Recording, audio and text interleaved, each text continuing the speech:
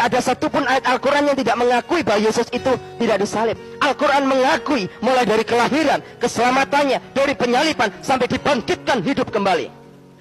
Rabbana atina fid dunya hasanah wa fil akhirati hasanah wa qina adzabannar. Kalau kita melihat di dalam surat Maryam 33, kalau saya terjemahkan dalam bahasa Indonesia, jelas di sana dikatakan, selamatlah ketika aku dilahirkan, kata Isa.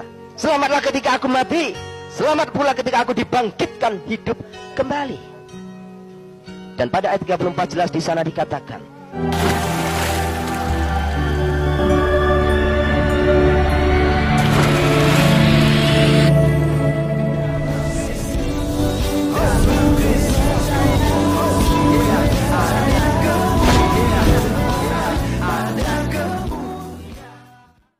Salam Elechem Bisem Yeshua HaMashiach. Salam damai sejahtera di dalam nama Tuhan Yesus Kristus untuk kita semua.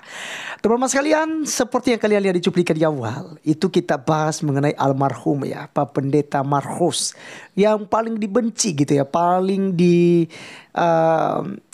ya, karena dia bongkar ya semua tentang ketuhanan daripada Yesus Kristus yang disembunyikan selama ini oleh saudara-saudari kita. Dan kita lihat sendiri dalam surat Maryam 33 dan 34 juga jelas ya, dikatakan di situ bahwa Yesus lahir, Yesus wafat ya, tidak diserupakan. Yesus hidup ya, bangkit dan hidup kembali.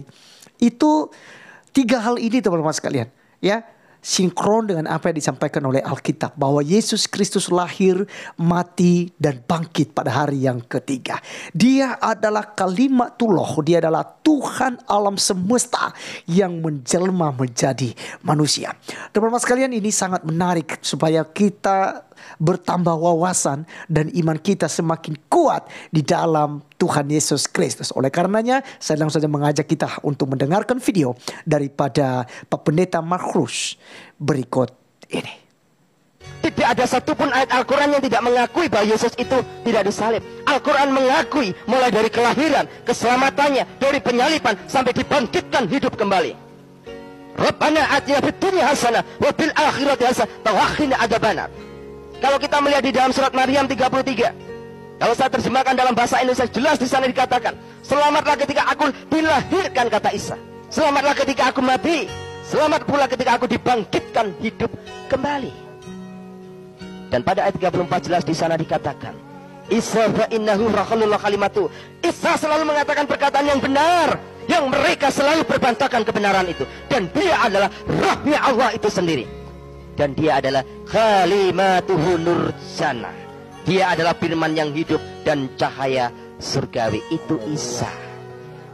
Setelah saya banyak hal, 3 tahun ketika saya di Afghanistan, ada banyak pembicaraan dari tokoh-tokoh Islam di sana. Kenapa orang Islam itu bisa benci sama orang Kristen? 1, timbulnya roh iri hati. Al-Quran bertanya, Al-Quran juga harus memberikan jawaban. Karena kenapa? 75% Al-Quran, seluruh yang ada dalam Al-Quran, 75% sumbernya diambil dari Alkitab. Seluruh yang ditulis di dalam Al-Quran tentang Yesus, tidak ada satupun kesalahan. Tidak ada satu. Jadi jangan kira Al-Quran itu sebenarnya hanya terjadi kesalahpahaman. Contoh kecil, kalau kita melihat acara Idul Adha, menurut Islam yang disembelih itu adalah Ismail. Menurut orang Kristen, yang disembelih ada Iska. Nih, kalau saya sudah lagi bicara bau masakan gini, perut saya keroncongan malian. Ya. Ya. Tapi benarkah ini? Coba tanyakan ke saudara-saudara kita di Bani Kedar. Ya. Saudara kita di Bani Kedar tuh kalau lagi bicara, itu pasti yang ditanya hanya satu, endi dalile. Nah, bapak-bapak ibu juga tanya begitu. Endi dalile nang Al-Qur'an nek sing dibeleh iku Ismail. Dudukno dalile, dudukno ayate, dudukno kitabe. Tidak ada satupun ayat yang menyampaikan bahwa yang disembelih itu adalah Ismail. Gak ada satupun ayat. Ya. Justru yang disembelih oleh Ibrahim menurut Al-Quran adalah Iska. Walaupun nanti pada akhirnya diganti domba. Jadi Al-Quran tidak pernah ngomong Ismail. Di dalam kitab suci Al-Quran yang diomongkan, yang disembelih itu bukan Ismail.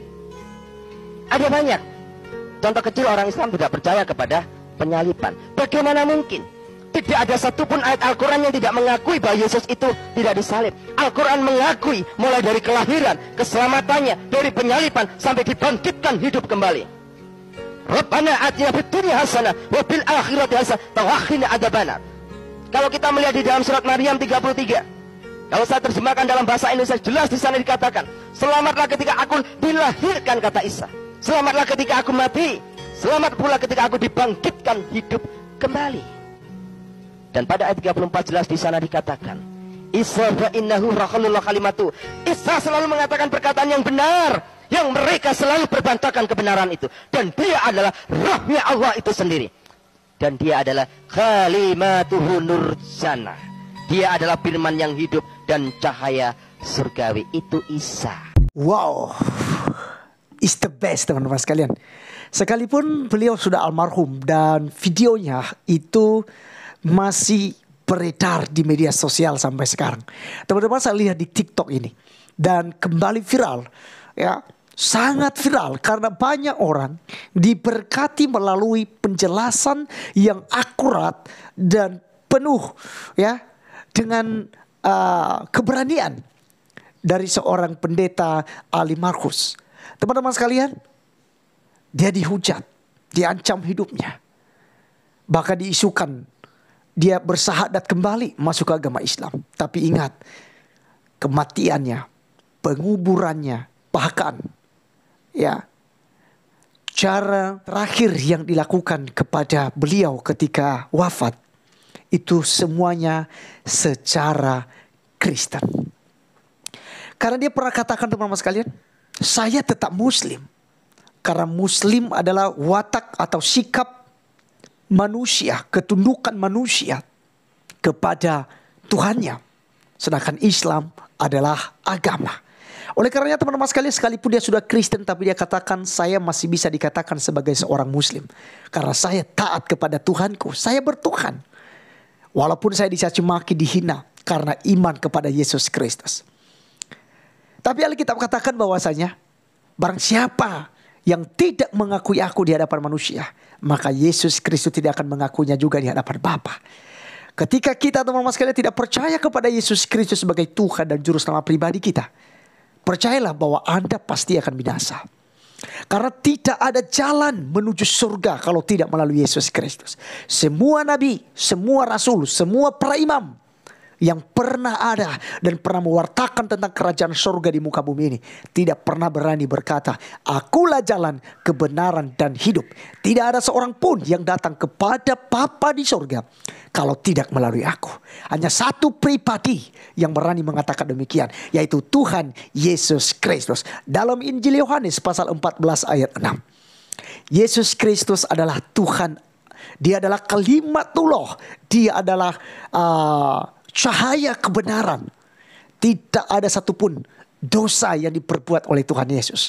Tidak ada satupun kesalahan yang dibuat oleh Tuhan Yesus Kristus. Mengapa Yesus harus mati di atas kayu salib? Karena itulah visi misinya di muka bumi ini. Untuk menjadi kurban sembelihan. Kurban yang sempurna. Anak domba. Itu sebabnya di Alkitab dikatakan Yesus sebagai anak domba Allah. Dia adalah anak domba Allah yang akan disembelih, yang akan dikurbankan untuk penghapusan dosa. Qabil, Habil, Ibrahim, Nuh, ya, dan semua para nabi tetap mempersembahkan kurban untuk penghapusan salah dan dosa. Tetapi semuanya itu tidak sempurna. Tuhan menuntut kesempurnaan. Itu sebabnya yang sempurna itu harus datang untuk menyempurnakan yang sudah berdosa.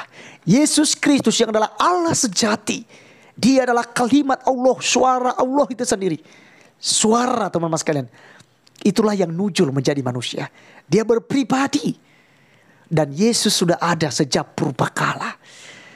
Ya, makanya kalau ada tanya apakah Yesus menciptakan? Yesus yang menciptakan, mana ayatnya? Jelas ada ayatnya. Ya. Di dalam kitab Kejadian pasal 1 saja sudah diterangkan di sana. Bahwa ya baiklah kita menciptakan manusia menurut gambar dan rupa kita. Di situ kita ada di situ tentang Tuhan. Yang tiga pribadi dalam satu hakikat. Kemudian di dalam Kejadian pasal 1 ayat 1 saja itu sudah juga menerangkan kepada kita. Ya. Ada Allah, ada roh Allah melayang-layang di atas permukaan air, dan ada firmanlah Allah. Ya, berfirmanlah Allah. Itulah Tuhan Yesus Kristus. Nah, teman-teman sekalian, percayalah kepada Tuhan Yesus. Karena hanya di dalam Yesus Kristus Anda bisa mendapatkan surga yang kekal itu. Anda akan diselamatkan. Itu sebabnya Tuhan datang ke dunia ini untuk menyelamatkan kita yang penuh dengan dosa. Dan mustahil bagi kita, tidak akan bisa untuk menyelamatkan diri kita sendiri. Itu sebabnya Yesus datang untuk menyelamatkan kita. Yohanes 3 ayat 16 katakan, karena begitu besar kasih Allah akan dunia ini, sehingga ia telah mengaruniakan anaknya yang tunggal, supaya setiap orang yang percaya kepadanya tidak binasa, melainkan beroleh hidup yang kekal. Terima kasih teman-teman sekalian. Sekian video kali ini. Sampai ketemu di video berikutnya. Tuhan Yesus memberkati kita. Salam.